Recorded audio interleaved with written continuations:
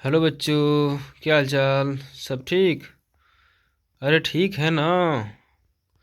चलो आज तुम लोग को वर्क देते हैं, होमवर्क। वर्ग दशम लिखा है, उसको छोड़ दो, निर्देशांक ज्यामिति से ले लो, ठीक है।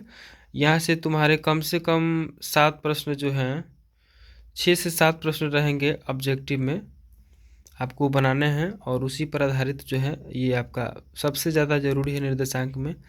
आपको प्रथम चतुर्थांश, द्वितीय चतुर्थांश में क्या होता है, एक्स अक्ष क्या होता है, वाई अक्ष क्या होता है, ये ऑब्जेक्टिव की बातें हैं। पहले सब्जेक्टिव की बातें देख लेते हैं। पहला क्वेश्चन है कि वाई अक्ष पर ऐसा बिंदु ज्ञात करें जो बिंदुओं ए और बी से समदूरस्थ हो।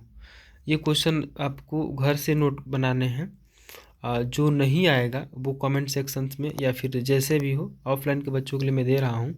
ऑनलाइन के बच्चे जो देखेंगे इस पेपर को, वो क्या करेंगे, घर पर बैठ के इसको बनाएंगे। ये बहुत महत्वपूर्ण प्रश्न है बाबू। इसको बनाने से आपके अंदर जो निर्देशांक का जो डर होता है वो निकल जाता है। आपके अंदर जो निर्देशांक का डर डर होता है वो निकल जाता है। तो सबसे ज़रूरी जो चीज़ है वो है आपके अंदर से डर को बाहर निकालना, ठीक ना। तो यहाँ ज़्यादा क्वेश्चन दिया नहीं हूँ मैं। जो क्वेश्चन चुनौती देता है ना, वो क्वेश्चन हम दिए हुए हैं। जैसे मान लीजिए कि एक क्वेश्चन आपको रहेगा जो है संरेखी क्या होता है, वहाँ से रहेगा, त्रिभुज के क्षेत्रफल से रहेगा, मध्य बिंदु से रहेगा। तो मैंने मध्य बिंदु को भी दे दिया है। जब मूल बिंदु जीरो जीरो होता है तो √x² + y² का फार्मूला लगाते हैं, वो भी आप देखेंगे। तो 8 नंबर में वो भी दे दिया है मैंने। उस बिंदु का निशान ज्ञात करें जो बिंदु इतना और इतना को जोड़ने वाले रेखाखंड को आंतरिक रूप से 3 अनुपाती है, इसको भी उठा करके मैंने दे दिया है। मैंने हर टॉपिक का क्वेश्चन इस पेपर में मैंने बना के दिया हुआ है। 9 नंबर देखोगे तो दो बिंदु P और Q को मिलाने वाली रेखाखंड जो है उसका मध्य बिंदु निकालना है। ये अलग टाइप का। यहाँ पर देखो -5 -2 और -5 किस चतुर्थांश में, कौन नहीं जानता है कि तृतीय चतुर्थांश में है। तो अब मेरा ये रिव्यू है कि आप कहीं ना कहीं किसी ना किसी कोचिंग संस्थान से कहीं ना कहीं आप पढ़े हुए हैं। अगर हमसे जुड़ना चाहते हैं तो जुड़िए। मेरे जो प्रश्न हैं वो लीजिए, उसको बनाइए। ये आपके ही किताब के प्रश्न हैं, आप ये चिंता मत करें कि कहाँ से प्रश्न आया है। ये प्रश्न आपके बुक का है, इसमें थोड़ा सा ऑब्जेक्टिव आप देख लीजिएगा। तो देखिए, ये मूल बिंदु से एक्स वाई की दूरी क्या होगी। ये मूल बिंदु जब होता है तो मूल बिंदु वाला ये सूत्र है, x√x² + y²। जाइए किताब में ढूंढिए मूल बिंदु से दूरी क्या होता है। मूल बिंदु का मतलब होता है जिसका पहला बिंदु x ना 0 0 हो, माने कोई दो गो बिंदु देता है ना, तो उसमें से कोई भी बिंदु 0 0 हो सकता है, वो मूल बिंदु वाला लगा देंगे। उसी तरह से एक और दूरी सूत्र होता है जिसका दोनों बिंदु निर्धारित दिया होता है, ठीक ना।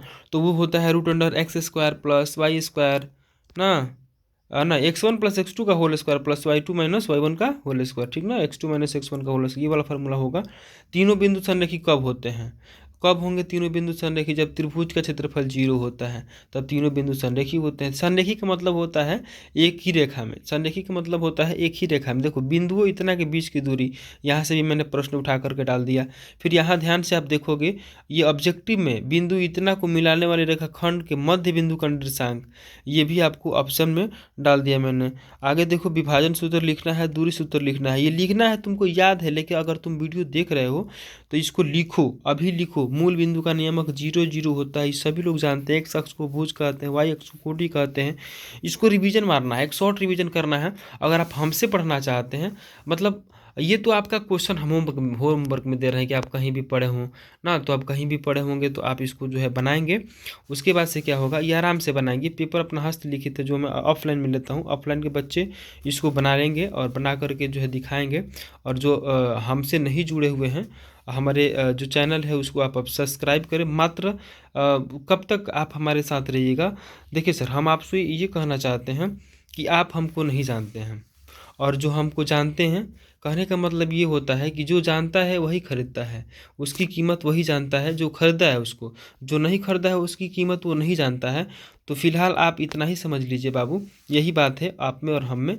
तो आप इतना ही करेंगे मेरे लिए कि आप हमसे, अगर आप मेरा वीडियो देख रहे हैं तो आप हमसे 14 तारीख तक जुड़े रहिए। आपका जब तक फरवरी में एग्ज़ाम है ना 14 को, तो आप उस समय तक हमसे आप जुड़े रहिए। ठीक है। हम आपको वो प्रश्न देंगे जो सीधे बोर्ड में आता है, जो मेरा अनुभव है निकालेंगे। बाबू ऐसा थोड़े होता है कि आप जो है दूसरा कोई कुछ नहीं होगा बाबू, जब तक आप मेहनत नहीं करिएगा तो हम लोग क्या कर सकते हैं। हम लोग ऑफलाइन में भी यही समझाते हैं। चलो देखते हैं, अभी चेहरा नहीं आ रहा है, चिंता मत करो, आएंगे ज़रूर। ये क्वेश्चंस को सभी लोग बना लीजिएगा। इसमें जो भी डाउट होगा, जो भी क्वेश्चन का डाउट होगा, अगर कोई कहीं मिस्टेक होगा तो ज़रूर कमेंट सेक्शन में बताइएगा, कमेंट्स बॉक्स में लाइएगा। चलिए आपको एक गीत सुना दें। गीत तो नहीं सुना पाएंगे बाबू, चलो ठीक है।